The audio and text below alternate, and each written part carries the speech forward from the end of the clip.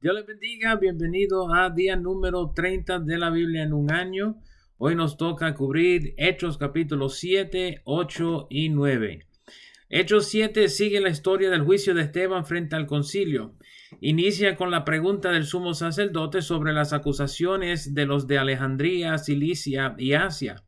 Estos hombres acusaban a Esteban de hablar contra el templo, incluyendo las mismas palabras de Jesús que destruiría el templo, pero en 3 días lo levantaría, hablando de su propio cuerpo. Recuerden, estando frente al sacerdocio y el concilio, Esteban ofrece su respuesta a las acusaciones. Lo que sigue es una elocuente presentación del Evangelio desde el tiempo de Abraham hasta Jesús. No entraremos en lujos de detalles sobre cada historia, pero podemos notar el orden y las historias cuales Esteban utiliza como testigos de su mensaje. Comienza con el llamamiento de Abraham en los versos 2 al 7. Esta historia sale directamente de los capítulos 12 al 20 del libro de Génesis. Esteban sigue introduciendo a los patriarcas Isaac, Jacob y sus 12 hijos. La época de los patriarcas mencionada en el verso 8 cubre el espacio de Génesis capítulo 22 hasta el capítulo 36. Después de mencionar a los patriarcas, Esteban introduce a José, el menor de los patriarcas, mencionado específicamente el episodio cuando sus hermanos lo vendieron a la servidumbre. La historia de José en los versos 9 al 16 viene de Génesis capítulo 37 al capítulo 50, mientras que Génesis 46, 27, Éxodo capítulo 1 verso 5 y Deuteronomio capítulo 10 versos 22, todos mencionan 70 personas viajando a Egipto. Esteban menciona explícitamente a 75 personas. Esto parece ser resultado del uso de la traducción griega conocida como la Septuaginta, cual hubiese utilizado Esteban. En esta traducción, las esposas y la hija de Jacob son incluidas en el conteo, haciendo un total de 75. Los versos 17 al 22 hablan acerca del tiempo de servidumbre de los hebreos bajo la mano del faraón. Noten cómo Esteban menciona que el faraón maltrató al pueblo para que expusieran sus hijos a la muerte, y luego menciona que Moisés fue expuesto a la muerte. Sabemos por la historia en el libro del Éxodo que esto es una referencia al acto de su madre en poner al niño en un arca sobre el río Nilo. Noten al igual la expresión en el verso 22, que Moisés era poderoso en sus palabras y obras. Los versos 23 al 25 nos hacen conocer que Moisés tenía pensamiento de liberar al pueblo de su opresión, estando aún en el palacio del faraón, pero que en vengar a uno de sus hermanos, cual es una referencia a otro hebreo, su propio pueblo lo tuvo por homicida. La historia de Moisés hasta el verso 34 viene directamente de los primeros 4 capítulos del libro del Éxodo. Noten que Esteban no hace ninguna referencia al ángel de la zarza como una cristofanía o una manifestación de Cristo. Esto puede ser porque su punto completo asume la obra de Cristo en llegar al final de la historia. De los versos 35 al 44, Esteban utiliza desde el Éxodo hasta Deuteronomio como referencia. El verso 45 comienza la historia de Josué y la toma de Canaán, incluyendo el tiempo de los jueces y el primer rey Saúl. Esteban no menciona a ninguno de los jueces ni tampoco a Saúl, sino que brinca directamente a David. En ese solo verso, Esteban cubre desde el libro de Josué hasta los reyes, las crónicas, hasta el reinado de David. Desde el verso 46 al 50, Esteban cubre el ministerio de David y su hijo Salomón, cubriendo primera y segunda de Samuel, primera de Reyes, parte de segunda de Reyes y parte de primera de Crónicas. Desde el verso 51 hasta el 53, Esteban menciona el tiempo del ministerio de los profetas, cuales sirvieron en gran parte durante el ministerio de los reyes. Noten su afirmación en el verso 53 que habían recibido la ley por disposición de ángeles y no lo guardaron. Recuerden que Lucas ya nos ha mencionado que el sumo sacerdote era saduceo. Los saduceos no creían ni en resurrección ni en ángeles. Por lo tanto, Esteban acaba de acusarles de falsedad y rechazo de la ley. El verso 55 refuerza el sentido de los apóstoles de que Jesús se sentó a la diestra del Padre luego de su ascensión al cielo. Pedro mencionó esto en sus prédicas y lo seguiremos viendo mediante el resto del Nuevo Testamento. En este caso, Esteban tiene el privilegio de mirar al cielo y ver al Señor sentado junto al Padre. Su proclamación de la visión en el verso 56 es suficiente como para que los sacerdotes lo condenen y lo echen de la ciudad. Lo mencionado en el verso 58 es interesante por cuanto indica que el concilio había conseguido una manera para redondear la ley romana en cuanto a la pena de muerte. Recuerden que los sacerdotes le dijeron a Pilato en Juan capítulo 18, verso 31, que ellos no tenían derecho a matar a nadie. Esto incluiría a Esteban.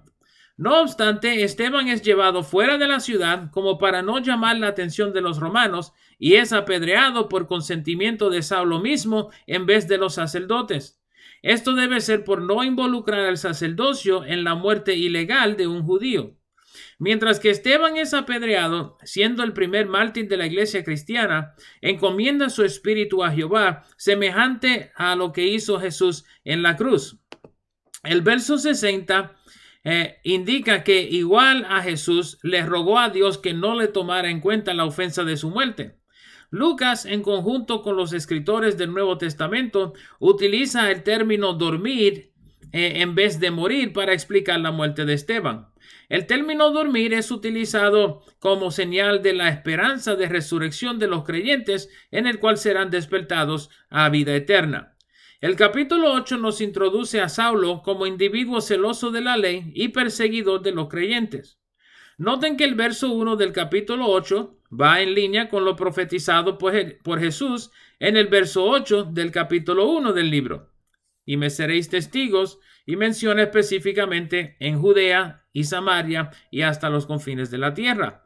Mientras que los apóstoles se quedaron en Jerusalén por el momento, Lucas sigue para mencionar a Felipe como uno de los esparcidos a Samaria. Recordarán del capítulo 6 que Felipe sirvió como diácono en la iglesia en Jerusalén. Al ser perseguido y esparcido hacia Samaria, inicia su ministerio como evangelista. En el capítulo 8 vemos dos casos particulares en el ministerio de Felipe. Primeramente, el caso de Simón el mago. Segundo, el caso del eunuco etíope. Simón el mago es residente de la región de Samaria, donde Jesús había dejado a la mujer samaritana como evangelista y muchos seguidores luego de su entrada en Sicar en Juan capítulo 4. Simón, aunque había sido mago y engañado a muchos por largo tiempo, cree en el Señor Jesús y es bautizado en su nombre. Lucas nos menciona la cercanía de Simón a Felipe luego de su conversión. Este detalle es importante para el próximo segmento de la historia, en la cual Pedro y Juan visitan la región y oran para el bautismo en el Espíritu Santo. Lucas no menciona cómo fue la manifestación del Espíritu Santo en Samaria, pero es evidente en la respuesta de Simón que alguna señal física fue manifestada. Simón, en su inmadurez espiritual y previa experiencia con la magia, neciamente pide comprar la habilidad de impartir el Espíritu Santo. Noten la reprensión de parte de Pedro en los versos 20 al 23. Sus palabras son agudas y fuertes, pero el verso 24 nos menciona la respuesta de Simón. Podemos inferir que Simón se haya arrepentido de su necedad, ya que este suceso tiene un fin muy distinto al suceso de Ananías y Zafira en el capítulo 5. Lucas entonces menciona el caso de Felipe y el eunuco etíope. Este hombre es un etíope funcionario de la reina Candace, mas sin embargo había llegado a Jerusalén para adorar. Aparentemente este hombre era bastante pudiente, ya que tiene su propia copia del rollo de Isaías, algo que sería muy raro en esos tiempos. Noten en el verso 29 que es el Espíritu Santo quien dirige a Felipe a acercarse al eunuco. Felipe sube al carro con el eunuco y comenzando con las escrituras en Isaías, le habla acerca de Jesús. El hombre se convierte de camino y nos es aparente que Felipe le habló del bautismo en las aguas, por cuanto pide ser bautizado tan pronto ve suficiente agua. Luego de bautizar al eunuco, el verso 39 menciona que el Espíritu Santo arrebató a Felipe y el eunuco no lo vio más. Esto puede ser en referencia a un transporte sobrenatural. Recuerde que Pedro y Juan también fueron sacados de la cárcel sin abrirla, como también una indicación de que el Espíritu Santo le dio nuevas directrices al evangelista para seguir su camino. El verso 40 aparenta indicar que haya sido tomado sobrenaturalmente y transportado a Azoto. El capítulo 9 inicia con la conversión de Saulo mientras iba de camino a Damasco. Este es el primero de 3 relatos de la conversión de Saulo.